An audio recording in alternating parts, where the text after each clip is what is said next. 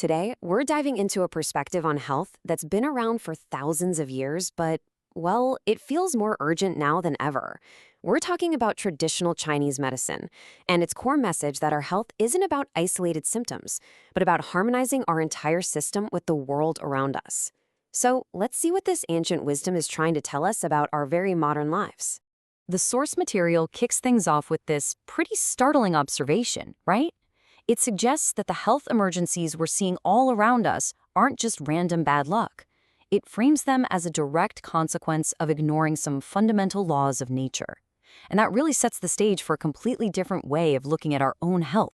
All right, so here's our roadmap. We're going to start with a really urgent warning about this winter. Then we'll look ahead to a pretty unique challenge coming in 2026. After that, we'll question some common healthy habits that might actually be hurting you. But don't worry, we'll follow that up with 3 simple, powerful remedies from your own kitchen. And finally, we'll get to the real foundation of it all, your own mind. Okay, let's start with right here, right now. According to TCM, this isn't just another winter. We're in a period called Sanju, which is basically the dead of winter, the absolute coldest, most yin time of the year. And this season is critical. It's a make-or-break time for storing up our body's core energy for the entire year to come. Now, to get why this is so important, you have to understand this concept of yang qi. The easiest way to think about it is like your own personal internal sun. It's the fire, the life force that keeps you warm, powers all your bodily functions, and fights off illness. And just like nature goes dormant in winter, our yang qi is supposed to retreat deep inside to be stored and recharged. Our job is to help it do that, not waste it. So, how do you know if you're leaking this precious energy? Well, here's a quick self-check. Are your hands and feet just always cold? Do you ever feel that kind of deep chill that seems to come from your bones no matter how many layers you put on? Do your feet stay like ice blocks in bed all night? These are considered major red flags that your internal sun is getting dim, and you're losing vital energy when you should be saving it. And here's the thing. Saving that energy isn't just about feeling better this winter. It's about preparing for a very specific event that's on the horizon. We're talking about the year 2026, which, in the traditional Chinese calendar, is known as the Fire Horse Year. A Fire Horse Year is a big deal. It only comes around once every 60 years, and it's defined by an overwhelming amount of fire energy in the environment. From a TCM perspective, all that external heat and dryness is going to put a massive strain on our body's internal balancing systems. Basically, our ability to keep ourselves cool and maintain harmony. So here's the central problem, the big conflict. In TCM, your heart is connected to the element of fire. It's your body's engine. Your kidneys, on the other hand, are connected to water. They're your internal coolant.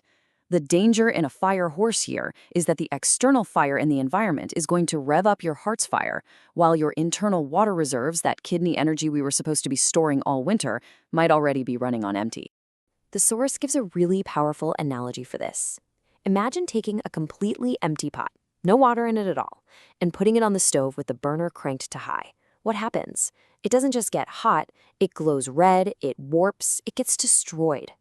That's your body if your internal water is low when the external fire of 2026 hits. It's a recipe for total burnout. Or here's another way to think about it that really makes sense. Your heart is the engine of your car. Your kidney energy is the coolant in the radiator. If you run out of coolant, what happens to the engine? It overheats, smokes, and seizes up. In the body, this overheating can show up as things like high blood pressure, anxiety, and ultimately a total system breakdown. It's not just one thing going wrong. The whole system is in crisis. So, with this delicate balance in mind, the big question is, are our daily habits helping us or hurting us? This next part is pretty eye-opening because it takes aim at 3 very common modern health habits and argues that, especially in winter, they're actually working against us, draining our precious energy reserves. Let's break these down. First up, exercising early in the morning about the cold. The idea here is that before the sun is out and has had a chance to warm the earth, you're breathing in cold, heavy air and forcing your body to sweat, leaking that yang qi you're supposed to be storing. Second, those cold juices and smoothies. They might be packed with vitamins, but in this view, you're basically dumping a bucket of ice water on your digestive fire, weakening your whole system from the core. And finally, frequent hot baths. The warning is that overdoing it strips your skin's natural protective barrier and opens up your pores, essentially leaving the door wide open for cold to get deep inside your body. Okay, so now that we've seen some of the potential problems, let's get to the good stuff, the solutions. And the best part is, these aren't some complicated, expensive supplements. They're simple, powerful, and deeply wise remedies that you can make right in your own kitchen. We're going to look at 3 key tools from the TCM playbook: a deep, nourishing soup for rebuilding your energy, a quick hitter for when you feel a cold coming on, and a really clever external treatment to warm your core directly. First up is this absolute classic winter soup. In TCM, mutton or lamb is considered one of the warmest proteins you can eat. You combine that with dongui, a famous herb for building blood, and fresh ginger to warm you up and get everything circulating. The whole thing is basically a meal designed to stoke your internal furnace and restore that vital yang qi. All right, what about when you feel that first little chill, that first sniffle, and you know something is coming? This is your emergency response. It's a simple rice porridge or congee made with the white parts of scallions and some ginger. The scallion and ginger are pungent and warming, and the idea is to eat it piping hot, then bundle up under a blanket to induce a light sweat. It's all about pushing that cold out of your body before it has a chance to settle in.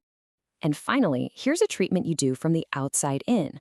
You just heat up some coarse sea salt and ginger in a pan, pop it in a cloth bag, and place it on your lower belly, right around your navel.